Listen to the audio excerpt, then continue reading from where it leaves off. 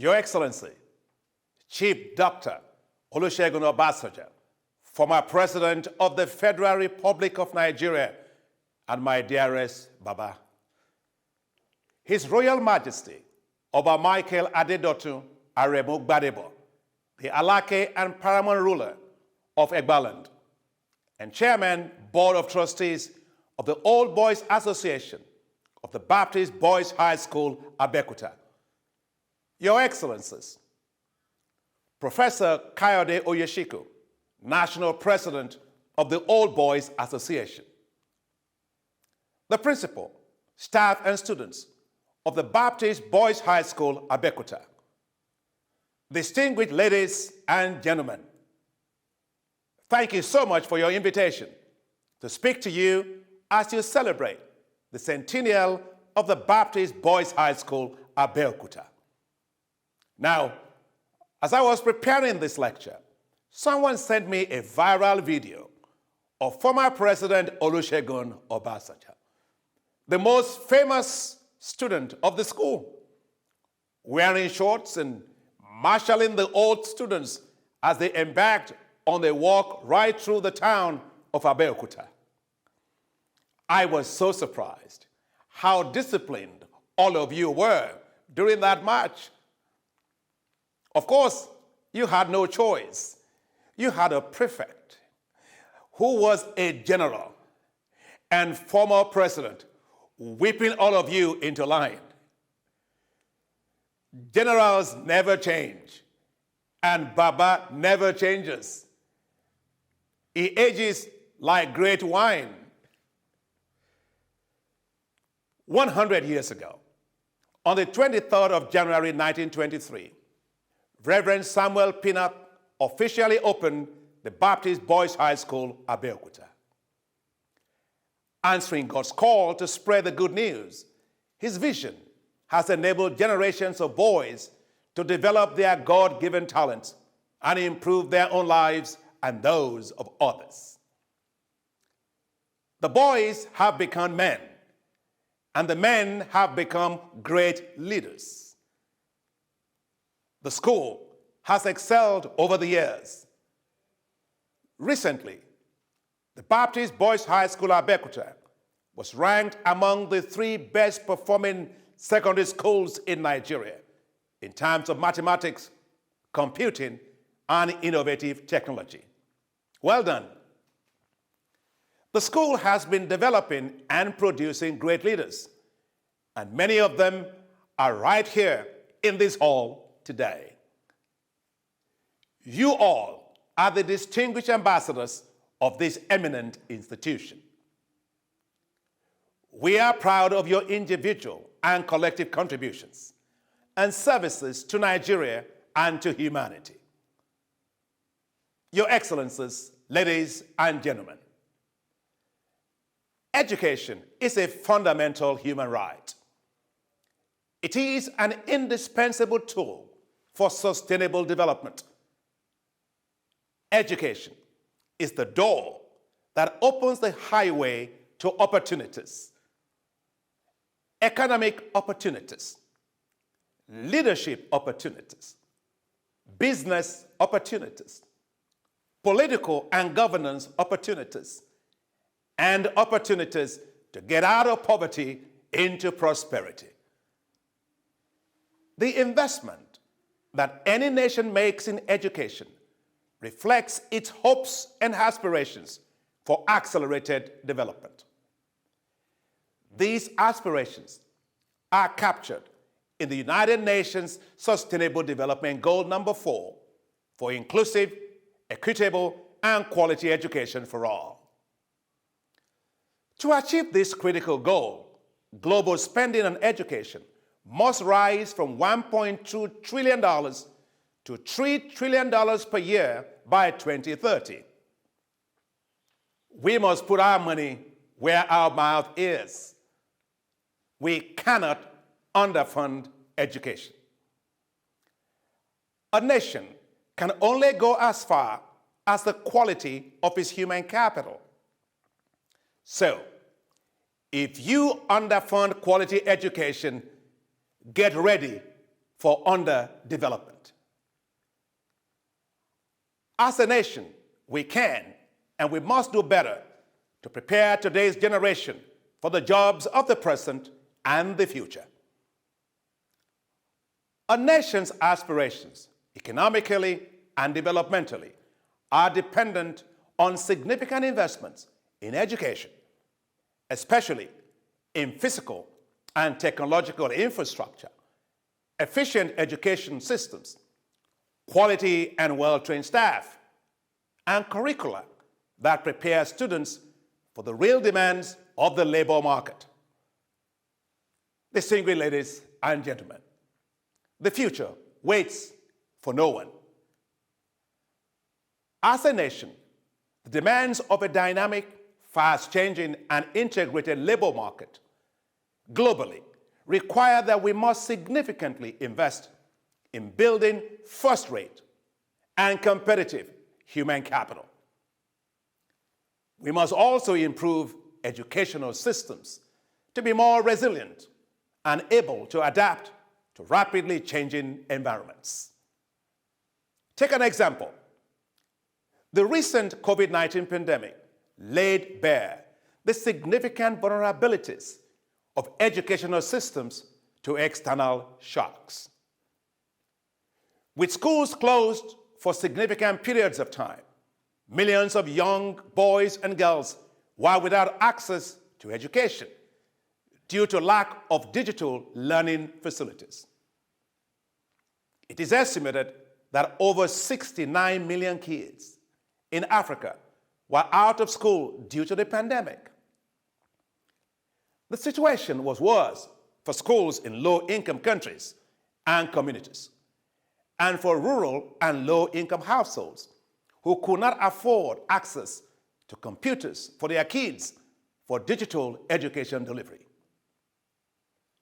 The pandemic showed the need to invest heavily in connectivity for schools, especially with internet, broadband, and equipment for digital teaching and learning, as well as, and I must say this, connectivity to electricity supply. Students cannot learn in the dark. The mind needs light to fully function. No wonder the first thing that God did at creation was to say, "Let there be light." And there was light. It is imperative that all schools be connected to electricity. If you agree with me, say, "Let there be light." And we better be sure that the students are learning with that light.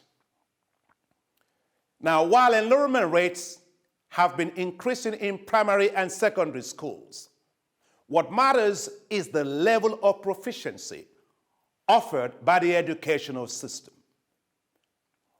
It is worrying that despite the very high gross enrollment rates of over 98% in Africa in primary schools, UNESCO, in a study of 2017, showed that 88% of children in primary schools in sub-Saharan Africa cannot meet minimum proficiency levels. Wow.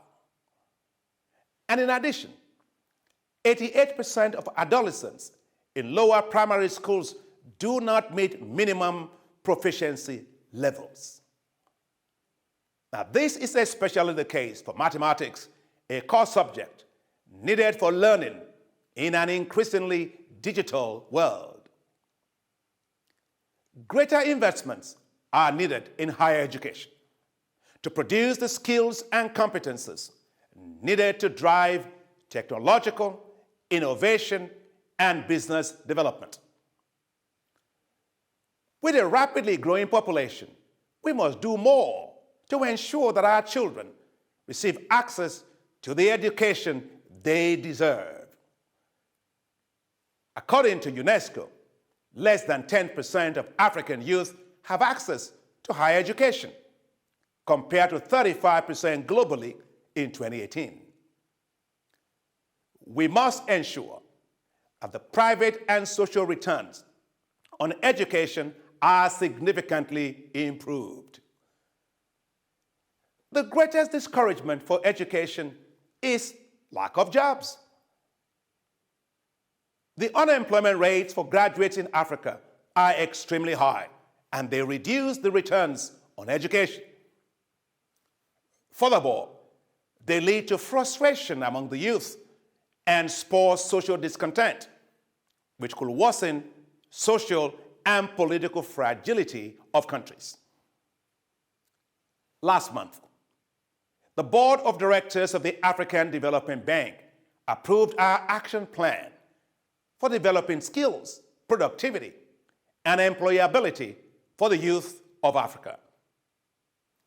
This plan strengthens our commitment to science, technology, innovation, and the education and skilling of Africa's workforce.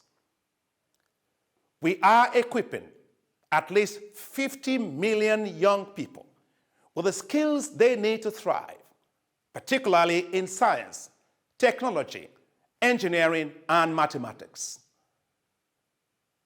Their ability to understand and apply data and come up with solutions to complex problems will be crucial to success as Africa enters the fourth industrial revolution.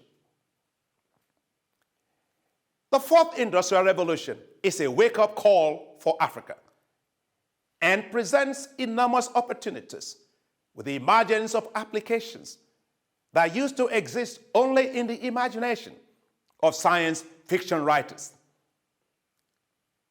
Think of 3D printing. Think of robotics. Think of automation. Think of artificial intelligence. Think of digital face and speech recognition. Think of biotechnology. Think of nanotechnology. And think of telemedicine. What a different world we have. We must therefore transform Africa's educational systems to prepare students for this new digital world. That is why the African Development Bank has partnered with philanthropic organizations such as the Rockefeller Foundation and Microsoft Philanthropies on what we call Coding for Employment program. Together, we are preparing our young people for the fourth industrial revolution. We have created 7 centers of excellence in Nigeria, as well as in Kenya, Rwanda, and Senegal. We have trained over 152,000 youths, and I'm glad that almost 50% of them are women, in information and communication technology, ICT, and soft skills. This includes 135,000 trained through the Coding for Employment e-learning platform and Digital Nigeria platform during the COVID-19 pandemic. Your Excellencies, I am very proud of what we have accomplished in such a short period of time. The African Development Bank has supported the African University of Science and Technology in Abuja and the Nelson Mandela Institute in Burkina Faso to do amazing things.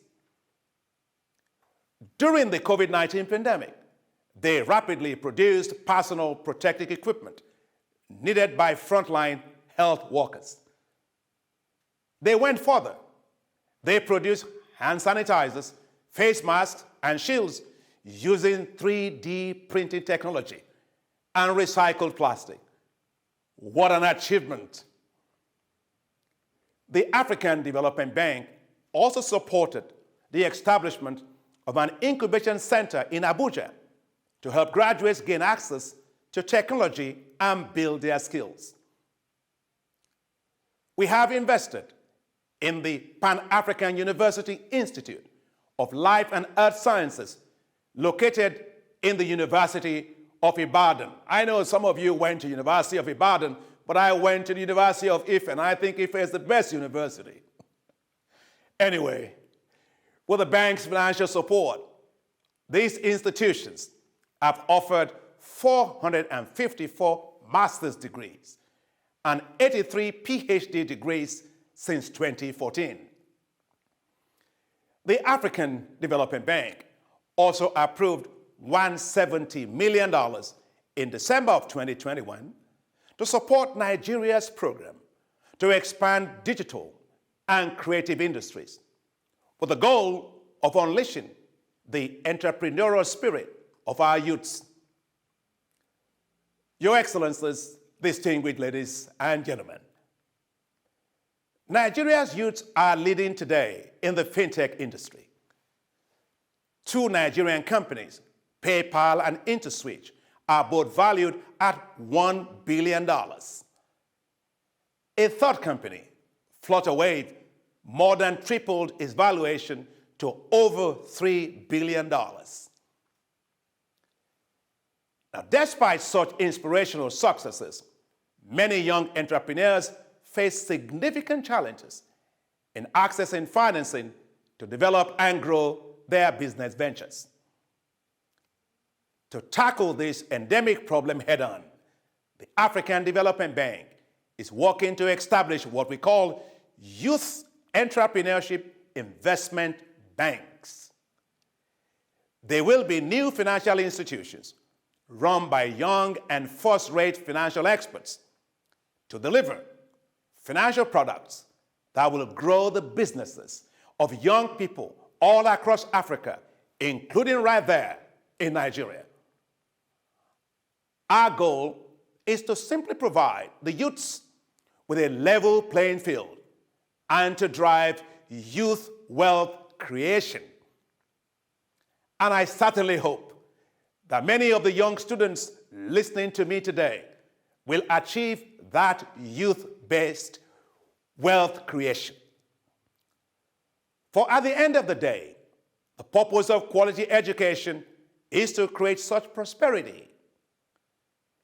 Excellencies, ladies and gentlemen, with over 18,000 graduates to date, the Baptist Boys High School Abeokuta has contributed considerably to the development of quality human capital for Nigeria.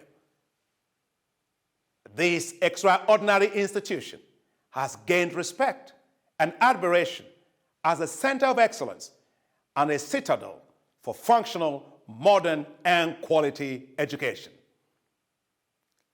Sitting in the front of us today are the elders and the leaders that came out of this great institution. Well done to all of you. But as you celebrate the 100 years of the school, we must now focus on the future leaders that will emerge from here. In the great tradition of this school, I am confident that future leaders are right here in this hall today. And yes, future presidents too. I know that you all cannot wait to get out there and start contributing to Nigeria's and Africa's amazing transformation. I am confident that you will succeed. You have been well prepared. You have outstanding old boys of the school to look up to. The future is now yours. Now go out and drive excellence. The 100 years of this school have seen greatness. May the next 100 years be even greater.